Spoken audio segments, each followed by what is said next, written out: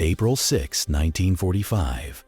Near Okinawa, in the waters of the East China Sea, the sun rises over Task Force 58 of the United States Fifth Fleet. On destroyers stationed roughly 16 miles ahead of the main formation, watch crews scan the horizon. Everyone aboard knows what's coming. Inside the Combat Information Center of USS Lee, radar operators notice incoming blips, not merely in the dozens, but in the hundreds. 5-inch gun crews slide shells stamped with strange VT markers into breaches. Hidden inside each is a miniature radio system that will reshape naval combat forever. The mission that morning is brutally simple. Endure Operation Kikusui No. 1, the first of 10 enormous coordinated kamikaze strikes. By 0600, the sky swarms with aircraft. Through the hazy morning light comes a sound that will define the Battle of Okinawa, the monotone drone of Japanese engines in relentless waves. The pilots inside those aircraft launch with zero expectation of returning alive. Spearheading the attack are aviators from the Imperial Japanese Navy's Special Attack Corps. They dive in with Zero fighters and Yokosuka D-4Y dive bombers, each hauling 250-kilogram bombs. Behind them trail waves of outdated planes repurposed into suicide craft. Among these are highly trained Oka pilots, sealed into rocket-powered flying bombs attached beneath G-4M Betty bombers. What follows will reveal the revolutionary power of American proximity fuse technology and explain why kamikaze tactics, initially terrifying, ultimately could not overcome the most advanced anti-aircraft network ever assembled. The American VT proximity fuse reached the Pacific after 2 years of combat trials, following one historic proof shot. It began as a crash program in 1940 under Section T of the Johns Hopkins Applied Physics Laboratory led by Drive Merle Tevay. It became one of the 3 most secret U.S. military projects of World War II, alongside radar and the atomic bomb. The fuse worked off a brilliantly straightforward principle: a tiny radio transmitter/receiver that continuously emitted signals and measured changes in their return. When the Doppler shift indicated the shell had neared a target, it detonated automatically. No more guessing distances, no more mechanical timers. The projectile decided for itself when to explode. The engineering hurdles were insane. Everything inside, glass vacuum tubes, tiny batteries, and delicate circuits, had to survive being fired from a 5-inch gun at forces exceeding 20,000 Gs, traveling 2,600 feet per second and spinning 25,000 revolutions per minute. After that violent launch, every component still had to work flawlessly in temperatures ranging from 100 degrees Fahrenheit to 50 degrees Fahrenheit. By April 1945, USD industry had produced over 15 million proximity fuses for naval use alone. Manufacturing sprawled across dozens of contractors. Crossley Corporation built about 525,000, roughly 24% of total production. RCA, Eastman Kodak, GE, and McQuay Norris joined 87 companies operating 110 factories to keep supply constant. This industrial machine ensured American ships at Okinawa held the most advanced anti-aircraft ammunition ever fielded. By that year, the Navy had boosted proximity fuse shells from 25% of AA ammunition in 1943 to 75% by 1945, a clear acknowledgement that kamikaze warfare required a technological counterpunch. Destroyers, cruisers, and battleships now carried thousands of VT-fused 5-inch rounds as their primary defense. In total contrast stood Japan's desperate kamikaze program. After disastrous losses in the Marianas and the Battle of the Philippine Sea, Japan's carrier strength and veteran pilots were nearly gone. Vice Admiral Takajiro Onishi, commanding the 1st Air Fleet, proposed special attack units in October 1944 arguing that conventional tactics could no longer penetrate American defenses. Kamikaze doctrine attempted to convert minimally trained pilots into precision-guided weapons. The math at first looked promising. Normal attack runs achieved hit rates around 2% against defended U.S. ships, while early kamikaze strikes in the Philippines scored over 34%, a single zero carrying a 250 kilogram bomb could cripple or sink a destroyer, trading one aircraft and one life for catastrophic U.S. losses. Training for kamikaze pilots prioritized spiritual resolve over aviation skill. Many logged under 100 flight hours, compared to 500 plus for Pearl Harbor-era pilots. They learned basic navigation, ship recognition, and the final suicidal dive sequence, meant to dodge AA fire. Before their missions, they wrote farewell letters, drank ceremonial sake, and received keepsakes like samurai swords or rising sun headbands. But conviction alone could not overcome the electronic revolution waiting for them. The Oka suicide glider represented the ultimate expression of this concept. Nicknamed Baka, fool, by U.S. sailors, it carried a 1200 kilogram warhead and 3 solid fuel rockets, reaching 575 miles per hour during its terminal descent. Once released, it was nearly impossible to stop, but its range was only 10 miles, forcing lumbering Betty bombers to carry them straight into American gun arcs, where radar, fighters, and VT shells waited. The contrast in defensive philosophy between the two nations could not have been sharper. During the Okinawa campaign, American forces deployed in layered defensive rings. Radar picket destroyers sat far forward to provide early detection and to absorb the first waves of attacks. Each destroyer mounted between 12 and 16 5-inch guns capable of firing VT-fused ammunition, generating overlapping fire zones. The proximity fuse transformed these guns from blunt area suppression tools into precision defensive instruments. A 5-inch VT shell produced a lethal fragment radius of roughly 70 feet, far greater than the 2-0 command foot-effective radius of old mechanical time fuses. Even more important was the elimination of complex range calculations. Once a target appeared, gunners could immediately engage without dialing in fuse settings. The morning of April 6, 1945, would put this entire system through its most severe trial, Operation Kikasui Number. One consisted of 391 Navy planes and 133 Army planes, of which 215 Navy and 82 Army aircraft were designated as kamikaze. 297 suicide planes in a single synchronized assault. Commander Frederick Julian Beckton of the USS Laffey later described the approaching waves as resembling a dense cloud of insects converging on the only flower in sight. At 0600, radar screens showed over 50 aircraft inbound from the north. Forward destroyers opened fire at 12,000 yards, launching VT rounds that began detonating automatically around the incoming formations. The effect was devastating.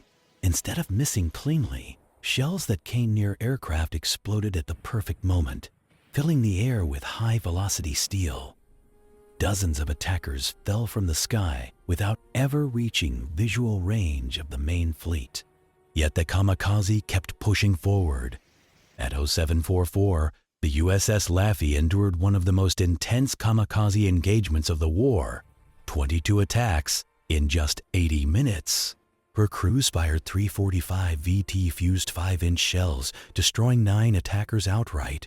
The proximity fuse allowed rapid target switching, enabling defensive fire against multiple incoming aircraft without the usual delay from fuse setting procedures. Japanese pilots frequently tried to hide below radar coverage, skimming the surface in what was considered their most effective tactic.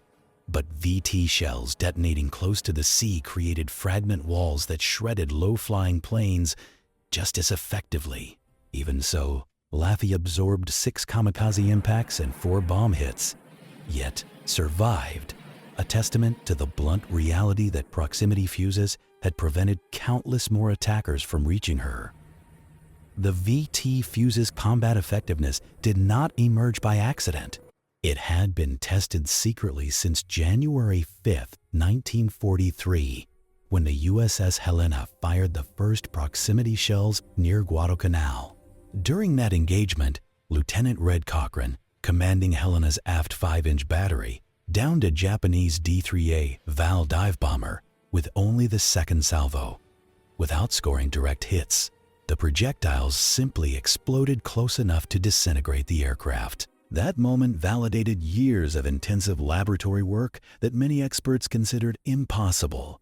Each fuse contained roughly 130 components, miniaturized into a space smaller than a milk bottle, built to tolerances measured in thousandths of an inch. By the time of Okinawa, the mathematical advantage of the technology became clear. Traditional time-fused shells required approximately 1,162 rounds to destroy a single kamikaze. VT rounds reduced that number to 310, nearly a 4-fold improvement. In ideal conditions, the difference turned astonishing. In May 1945, the destroyer escort USS Abercrombie downed a kamikaze with just 2 VT rounds.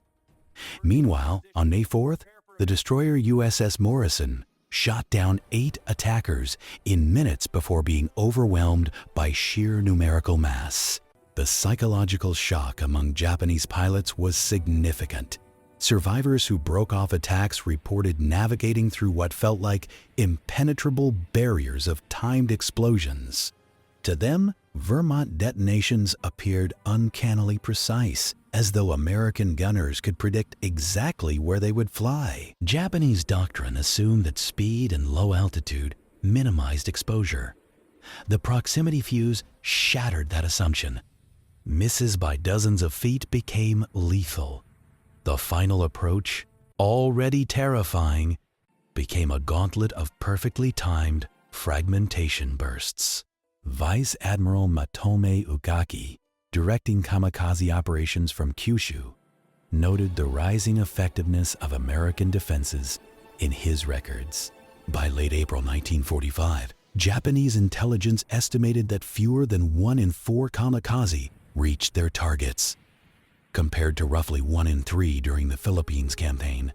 Reports credited what they called new type anti-aircraft shells that detonated with inexplicable precision.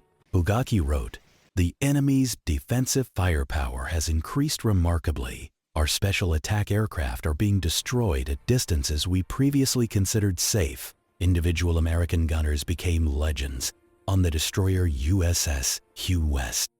Hadley. During the May 11th attack, crews claimed 17 confirmed kills using VT ammunition. They pioneered firing patterns that built literal walls of proximity bursts, what sailors called VT curtains, that kamikaze aircraft had to fly through.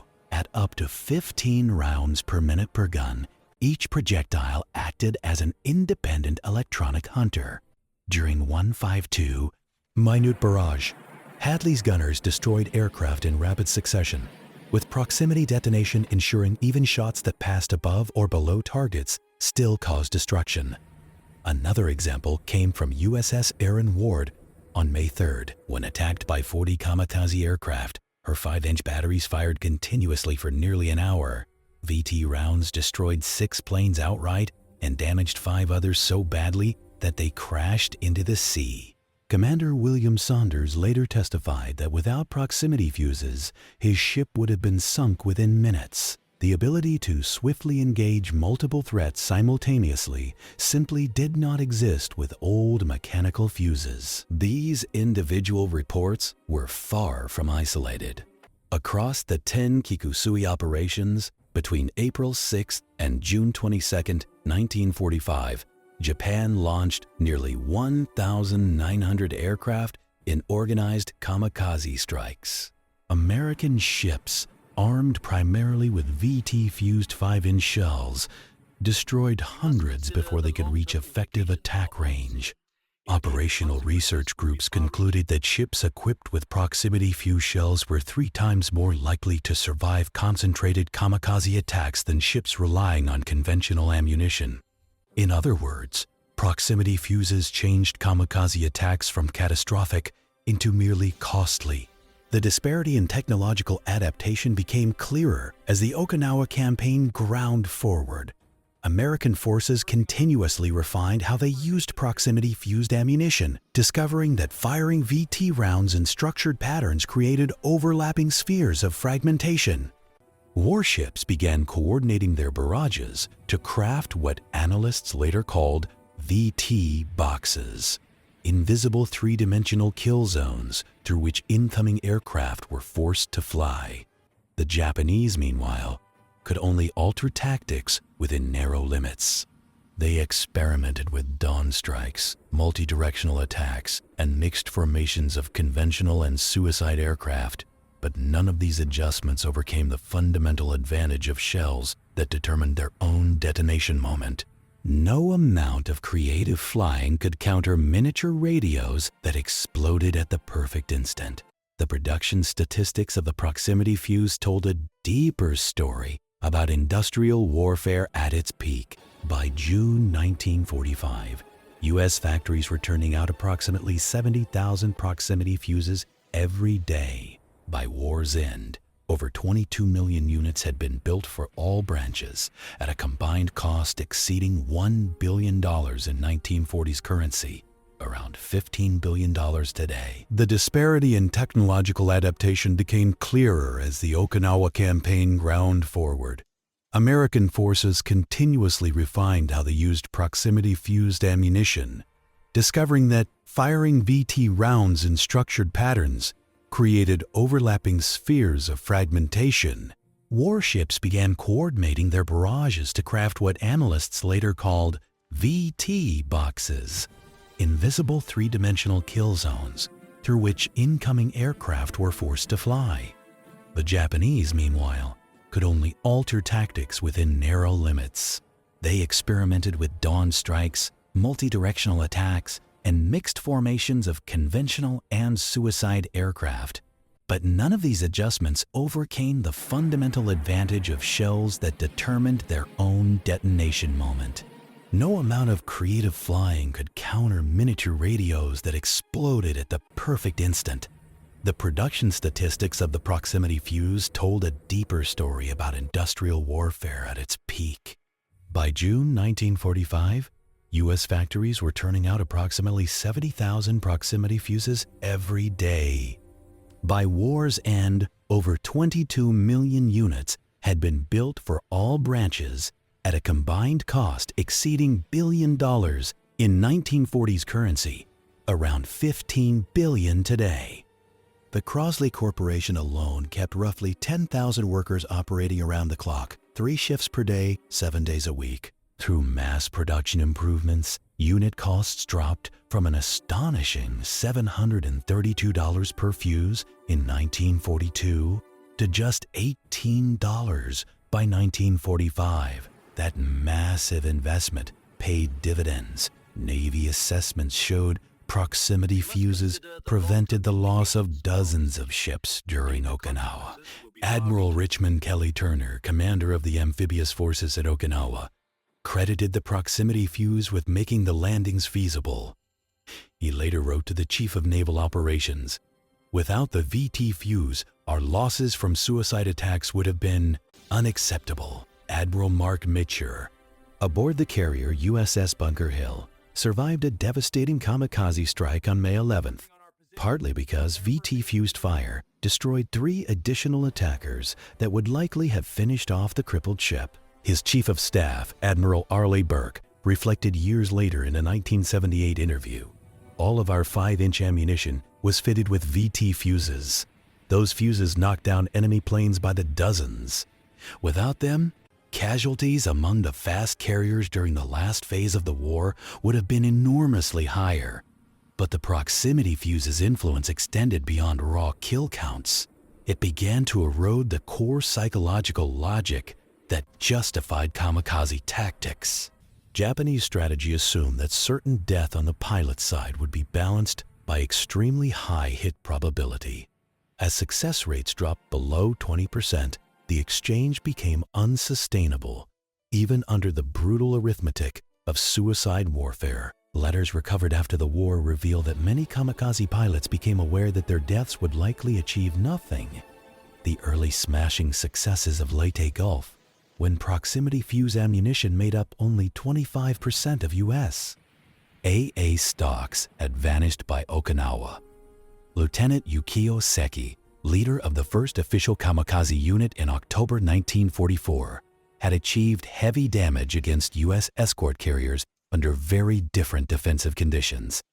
His successors flying over Okinawa faced a transformed reality. Lieutenant Commander Goro Nonaka, who led the Thunder Gods Corps of Oka flying bomb pilots, lost his entire squadron on March 21, 1945, without a single Oka reaching a viable launch point, USE. Radar-directed fighters shot down all 18 Betty bombers carrying the rocket gliders. Even had they broken through, they would have encountered proximity-fused fire that made terminal attacks virtually impossible. The technical sophistication of the proximity fuse represented more than just superior gadgetry. It reflected systemic differences in scientific culture and industrial organization. The vacuum tubes built by Sylvania and Raytheon used specialized glass that could withstand extreme shock. Batteries inside the fuses activated only under firing acceleration. Radio frequencies were tuned to minimize interference. Chemical stabilizers allowed storage for months without degradation. Each part reflected years of test-driven engineering backed by enormous funding. Meanwhile, Japanese anti-aircraft defenses lagged decades behind. The Type 98 100AA gun, Japan's best heavy AA system, still relied on mechanical time-set fuses. Most naval AA shells fired during Okinawa were essentially the same technology Japan had used at Pearl Harbor in 1941. This technological disparity became painfully obvious during Yamato's final sortie on April 7, 1945. The super battleship fielded 162 anti-aircraft guns, but managed to down fewer than 10 attackers out of more than 300 American aircraft. The U.S. lost only 10 planes, while Yamato was sunk, a stark demonstration that industrial strength now trumped battleship firepower. The proximity fuse also enabled new tactical methods impossible with legacy ammunition. U.S. destroyers developed the VT umbrella, firing shells that detonated above friendly ships to build an aerial fragmentation dome. This became particularly effective against Oka flying bombs, whose extreme speed made tracking difficult, but whose penetration through a fragmentation canopy was suicidal. Throughout the Okinawa campaign, April 1 to June 22, 1945, the U.S. Navy fired approximately 150,000 proximity-fused 5-inch shells. Although only 45% of heavy AA ammunition fired used VT fusing, it accounted for a majority of confirmed long-range kills. Time fuses, comprising 55% of the shots, proved useful mainly at point-blank ranges where accuracy mattered less. Mathematical analysis showed that proximity fuses were 3 to 4 times more efficient than conventional ammunition against kamikazes. Ships that exhausted their VT stocks often suffered catastrophic consequences. On May 28th, the destroyer USS Drexler, having spent its proximity ammunition earlier in the day, was sunk by 2 kamikazes within less than 1 minute, killing 158 crew, more than many ships lost across entire campaigns. Admiral Raymond Spruance, commander of the 5th Fleet, experienced kamikaze strikes personally when his flagship USS Indianapolis was hit in March, forcing him to shift to USS New Mexico, which was struck weeks later. Spruance wrote afterward, "The suicide plane is a very effective weapon, which we must not underestimate." He then added, The VT fuse has saved countless ships and lives. His assessment captured the tension of Okinawa perfectly. The kamikaze was terrifying, but the proximity fuse made it survivable. The strategic implications of proximity fuse success extended far beyond the waters around Okinawa. War planners preparing for Operation Downfall, the projected invasion of the Japanese home islands, calculated the potential scale of kamikaze attacks if the war continued.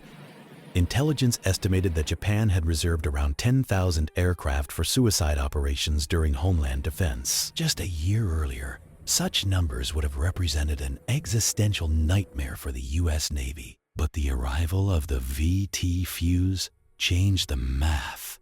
American analysts, confident in the technology's efficiency, projected that defending the invasion fleet was achievable. Proximity fuse production was scheduled to exceed 100,000 units per day by September 1945.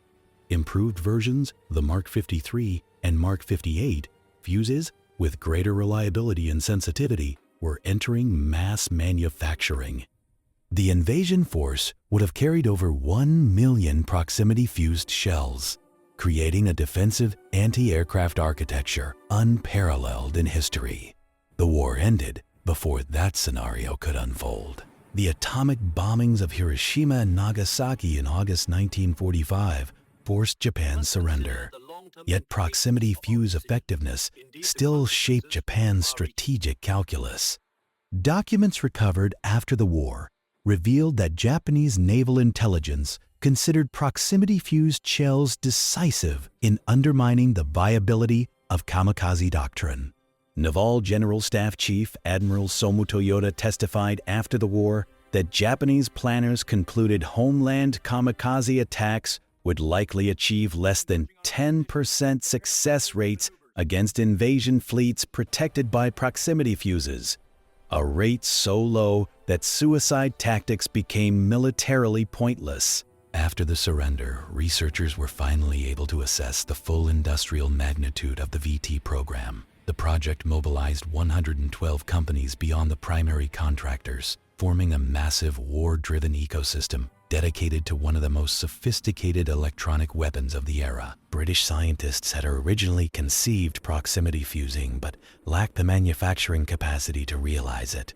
They admitted that what they believed impossible, reliably firing vacuum tubes from artillery, the Americans achieved through sheer industrial scale, engineering persistence, and deep collaboration between universities, private companies, and military labs. The proximity fuse's influence reached far beyond the 1940s battlefield.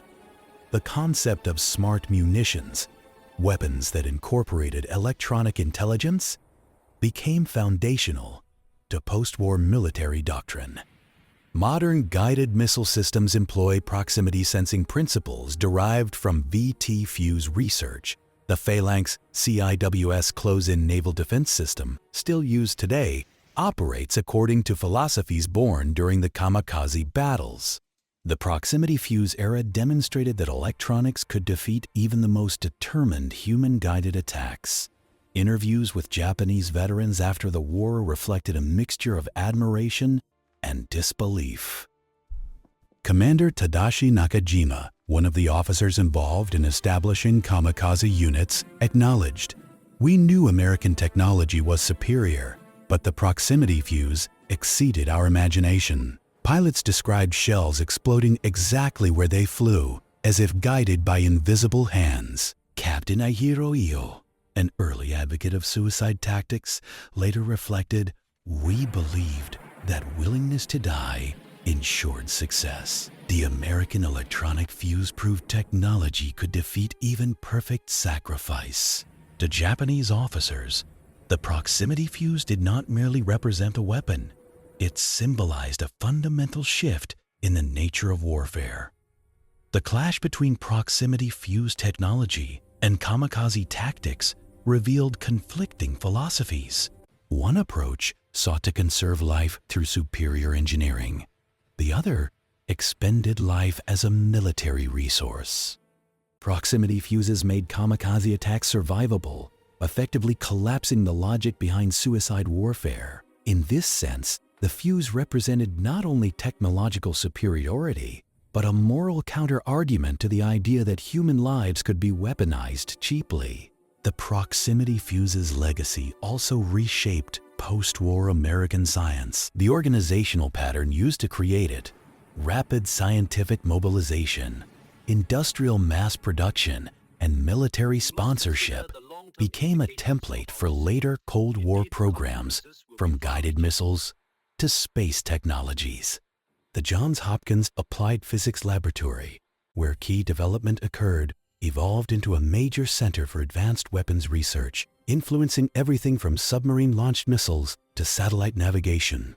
Dr. Merle Touvet, who led the fuse development project, emphasized the human consequence. Every kamikaze destroyed by a proximity fuse meant American sailors who went home to their families. That made any effort worthwhile. For Japan, the failure of the kamikaze tactic against proximity fuse defenses forced a reconsideration of fundamental military assumptions. The belief that spiritual courage could overcome material inferiority, the basis of Bushido-inspired kamikaze logic, simply collapsed under empirical reality.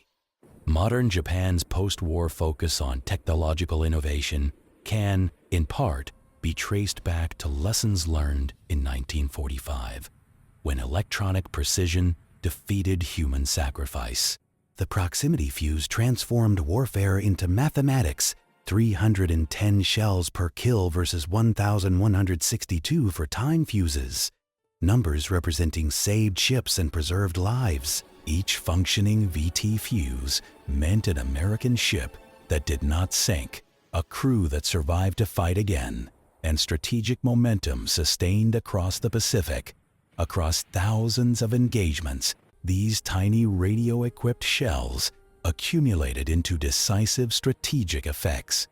A 5-inch VT fuse weighing under 5 pounds could destroy an aircraft built from hundreds of hours of labor and flown by a pilot whose training could never be replaced. This asymmetry, microelectronics defeating manned aircraft, represented a new form of warfare. The proximity fuse's triumph over kamikaze attacks validated the broader American style of war.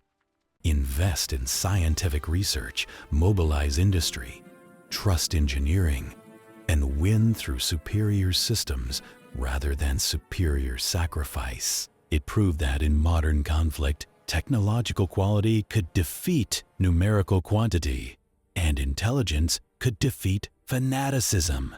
The proximity fuse didn't just destroy aircraft, it destroyed a strategic doctrine. The struggle between proximity fuses and kamikaze tactics reached its climax in the waters off Okinawa. Here, radar-directed fighters, proximity-fused anti-aircraft fire, and advanced damage control practices intersected against waves of pilots sealed into aircraft for one-way missions. The kamikaze pilots, young men whose bravery was overshadowed by the futility of their orders, flew directly into an electronic battle space that their commanders had never anticipated. Their attacks, while terrifying and impactful on a tactical level, failed to produce the strategic crisis Japan desperately needed. The proximity fuse had shifted the outcome from catastrophic destruction to tolerable damage. In doing so, it dismantled the fundamental premise of kamikaze doctrine, that sacrificing thousands of pilots could make American invasion costs unbearable. Secretary of the Navy James Forrestal summarized the contribution bluntly. The proximity fuse has helped blaze the trail to Japan. Without this ingenious device, our advance could not have been as rapid, and our losses in ships and men would have been immeasurably greater.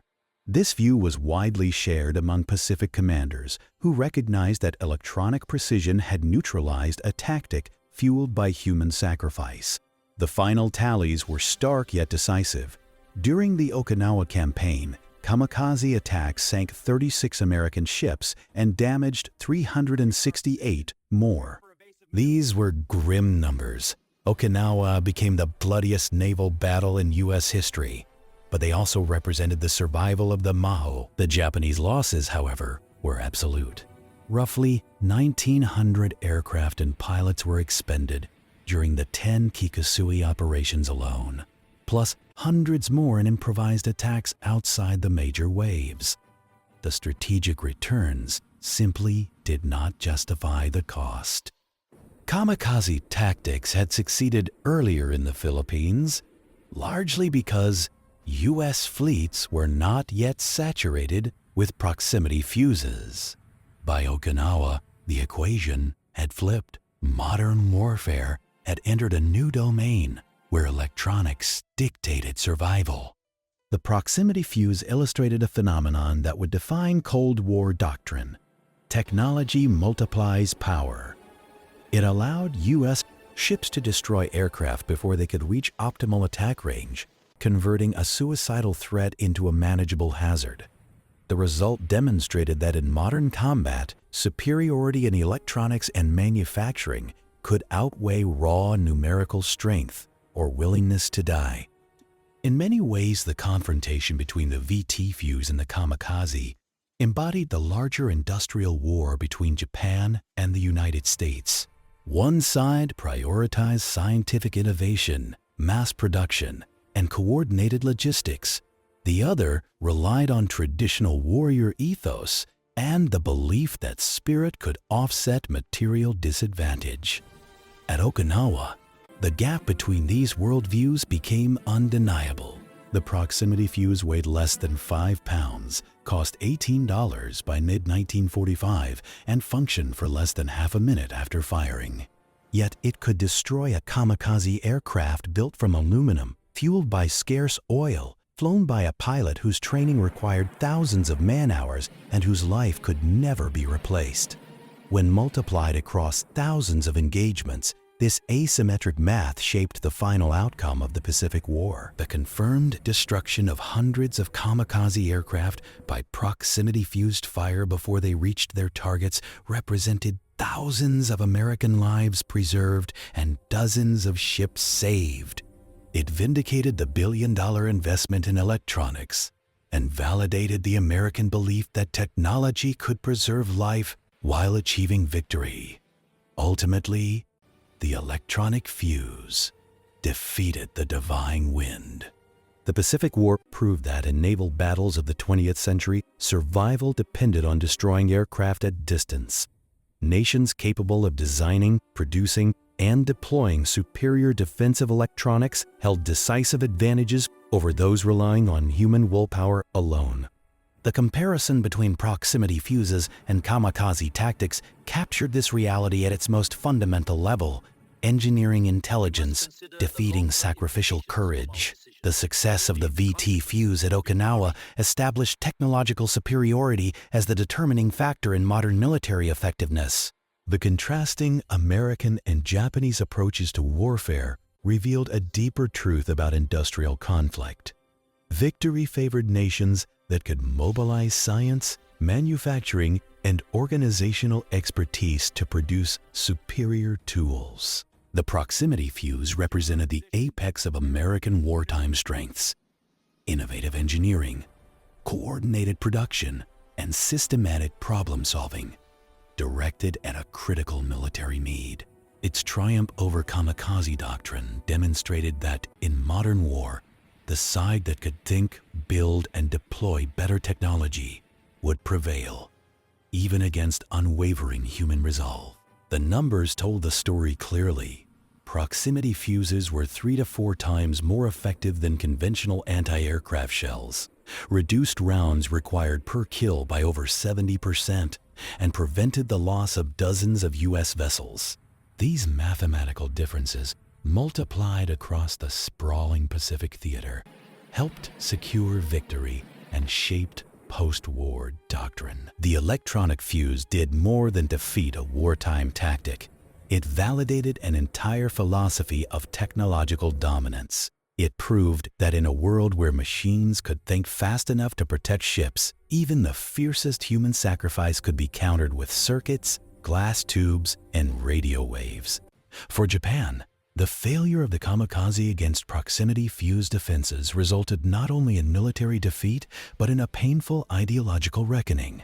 The belief that spiritual intensity could triumph over material superiority, a core theme of wartime indoctrination, collapsed under the weight of electronic accuracy. In the years following the war, Japan embraced technological innovation, precision manufacturing, and scientific advancement, lessons drawn in part from the electronic realities of 1945, when proximity fuses turned human-guided weapons into statistical losses. The story of the VT fuse is a story of technological evolution overcoming human desperation. It demonstrated that, in the crucible of modern warfare, superior engineering could outperform even the greatest acts of sacrifice. The divine wind met electronic circuitry, and the circuitry prevailed.